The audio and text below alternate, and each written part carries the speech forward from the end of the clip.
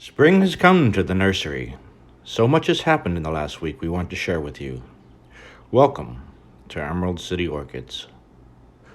All around the greenhouse, the flowers of spring are starting to bloom, like the Solagene lawrenceana.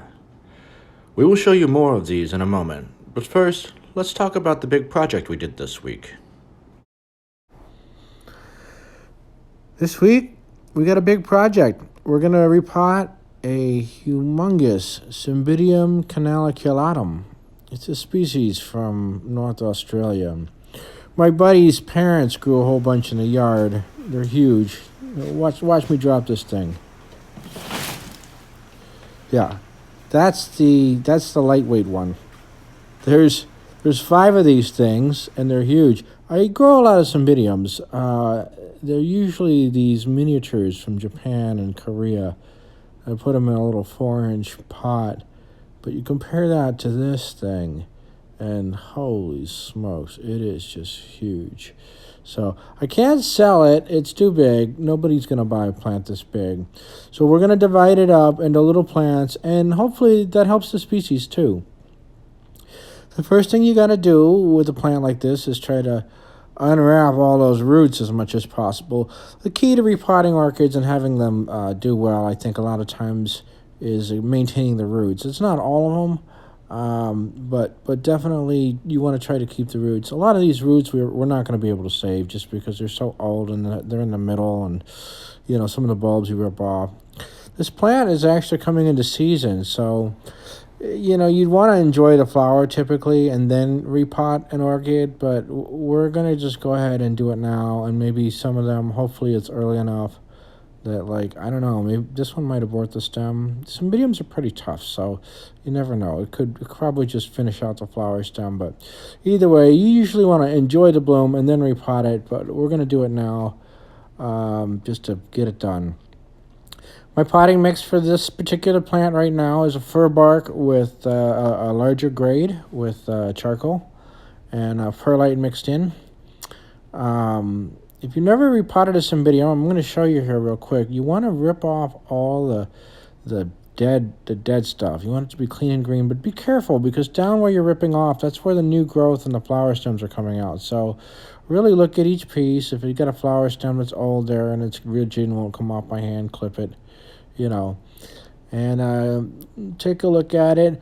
This one is a new growth. It's already getting kind of big. That's coming off the side, and you want to try to put that new growth toward the middle because the new growth is what's going to produce the next new growth beyond this. So you put that part in the middle, and it means the plant, as it starts to grows larger in the middle of the pot instead of, growing off the side all cattywampus or something. Drop some of the bark in there, your mix, some of your mix in there, and you're basically just positioning the plant. I put it in kind of loose at this point, and then I fill it up about 2/3 of the way, and I'll drop in some fertilizer pellets. With Cymbidiums, you want to start fertilizing them with these time-release pellets now, like in early spring, in March is a good time. And then I'll put some bark on top of that, crunch it down real hard. You want to really make sure it's in there tight. Put your weight in it, really push it down in there. And then, there it is. New growth in the middle of the pot. That's where you want it, in the middle.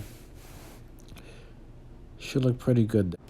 Repotting one plant's pretty easy, but when you have to repot, hundreds, it gets a little bit tiresome. It's work.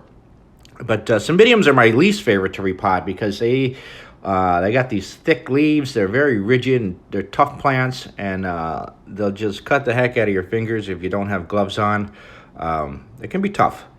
By the time it was all said and done, this thing was a bit of a monster. We got an awful lot of divisions off of this. Now, keep in mind, this is one of 5 plants that we're doing, and they are all huge, and this is one of the smaller ones. Off of this particular plant, we got 31 divisions, and hopefully they're all viable. You want to try to make sure that your divisions typically have 3 pseudobulbs per division is what I recommend. I do it with fewer. And then when you're done, it's important to water them. You want to get all the dirt from repotting off the leaves, wash it all off, and give them a little bit of their first drink of water in the new pot. I tend to water pretty generously after repotting. I'll water today after repotting, and then I'll come back tomorrow and I'll water them again pretty thoroughly, just to make sure that they are getting a good start in their new place.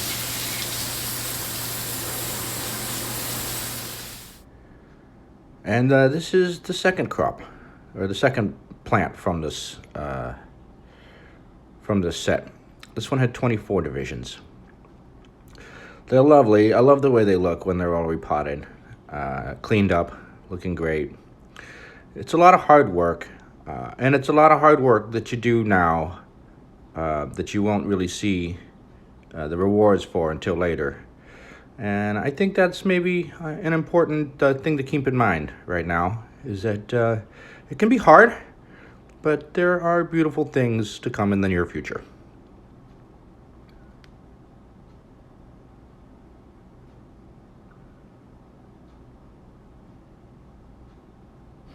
Sometimes when working on projects, it's fun to take a break and look around the nursery to see what's blooming, like this Nanotes, which has just started for the spring.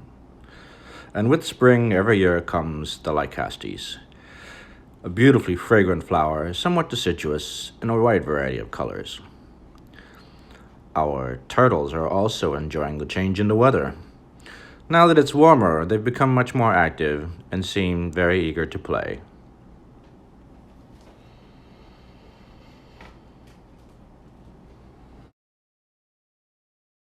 Maurier papillopetalum are blooming. They have a fake fly on the petal and a flesh-toned throat. It lures a fly inside, and while it's got the fly in there, loads it up with pollen and sends it off to the next flower. Last week, we showed you a Miltonia spectabilis on a log. Here's a lovely smaller one with 2 blooms. Masdevallias are also starting to flower. This one has a very luscious pink pattern to it. It's been a wonderful week at the nursery, and we're so glad that you chose to join us. Next week, we have another fun project to work on, but in the meantime, we hope that you all are well and enjoy your adventure in orchids.